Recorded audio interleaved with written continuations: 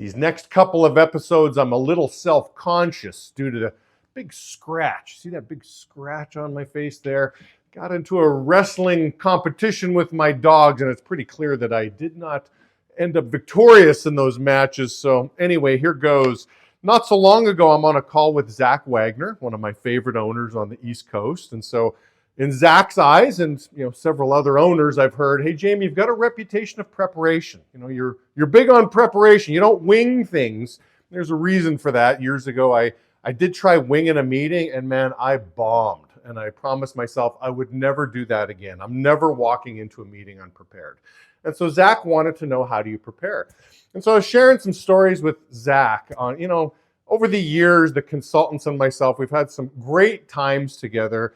I remember a time we're all in a van. I think there might have been, I don't know, maybe close to a dozen of us in a van, kind of riding around like a clown car somewhere. And we're all like, who's going to pay for the Uber? Who's going to Uber? And we all thought, hey, what's our ratings on Uber? So everybody went to their Uber to see their individual ratings. And listen, at an up-and-coming conference, pull me aside and I'll tell you the details of a story of somebody in our business very high up that got a pretty brutal 1-star review on Uber. And I think it's a really funny story, but not for this particular episode. The story that I did share was we had a competition. All the consultants had a competition on, hey, who's going to get the highest ratings? Who's going to run the best workshop at a conference? And so, everybody's feeling, proud. Everybody's feeling like, oh, dude, I got this. I've ran 1,000 morning meetings. I'm going to deliver. And we all had a 1-hour workshop. And we asked people to give us a review immediately after the workshop. We didn't send an email, hey, survey, what'd you think? Just upon leaving, we wanted to know your comments. We wanted to know a 1 through 5-star rating. What did you think? Everybody thought they were going to win. And we tally up the results, and lo and behold, it was Jim Majeski that won. He had the highest ratings. I go up to Jim. I'm like, Jim, what did you say? What did you do? He had 60 minutes. He says, well, I probably talked for around 7 minutes. I'm like, you talked for 7 minutes? He goes, yeah, let them talk. Let them interact. But my speaking was probably 7 out of 60 minutes. And that was a good tell for all of us that if you just get up there and you just lecture and expect people to just write down a bunch of notes, you're really missing the mark. Jim really set the tone that if you want to run a killer meeting, you want to run a killer workshop, there's got to be some interaction with the audience. If you've been to a Tony Robbins seminar, he's brilliant at this. He'll go off for a little bit on his thought.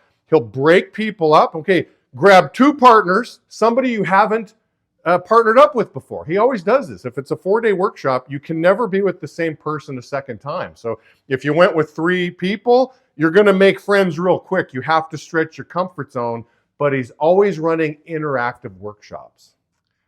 I can't help but think of the trifecta of team building. That's the first thought that goes through my mind. What's the trifecta of team building? Well, if you go way back to episode 3, I know we're on episode 134. Holy cow, time has flown here, right? But in episode 3, I talked about the trifecta of team building, that those that succeed in these 3 departments, you're going to be great at team building. One was, listen, people have to have fun. There's got to be a culture of people smiling, laughing, enjoying their work, right? So that's got to happen. People have to be making money for sure. And number 3, there's got to be an element of personal and professional growth. It was such a compliment years ago. I had a rep. I really liked this rep, but this rep was not having fun in the field. They were not making money, so I'm failing in 2 of the 3. But the person came up to me and said, Jamie, I feel like, I keep coming back in day after day, but I feel like you're going to tell me something that I need to know. I want more. And so I really took pride in that. Like, man, all my preparation, all the hard work I'm putting in to deliver a killer meeting is paying off. I'm at least buying a little time to get this rep to now have fun and now make money. And now I've really got myself a great situation here where people are growing, making money, having fun. But I think that's got to be the goal. We want people coming back for more. And I think it's really important whether you're running a crew meeting every day, or whether you're running a morning meeting, or like Zach, I want to hit the ball out of the park at a workshop. I think it's really important that we do prepare. And I've got 2 big tips here for you on how to run killer workshops, killer morning meetings. So my first tip is regarding the lecture piece, like when you speak. I don't know what it is about the number 3, but I'm always looking for 3 bullet points. That when the meeting is done, right, when it's all said and done, and people are being surveyed as they're walking out of the meeting, hey, what are the, what lessons did you capture from Jamie? I'm hoping there's a 1, 2, and 3. People seem to remember 3. If you've got 10 points, forget it. If you've got 1 big point, maybe. But when I structure a meeting, ironically in this episode I've got 2, right? But it could be 2, could be 3, but to me the magic number is 3. I really want 3 bullets that I want to form a meeting around, but I'm really looking for my big 3. So maybe start with that. That's just a Jamie thing. I don't know if there's any science behind it, but I tend to go to workshops. Even the pastor of my church, in his bulletin, there's really 3 points he wants to make in his sermon. And so I think there is something really interesting about the number 3. Look for 3 bullets. And you already know my second tip. The second tip is make it interactive, create an exercise. Now you might think, well, Jamie, that's kind of a lazy way to do it.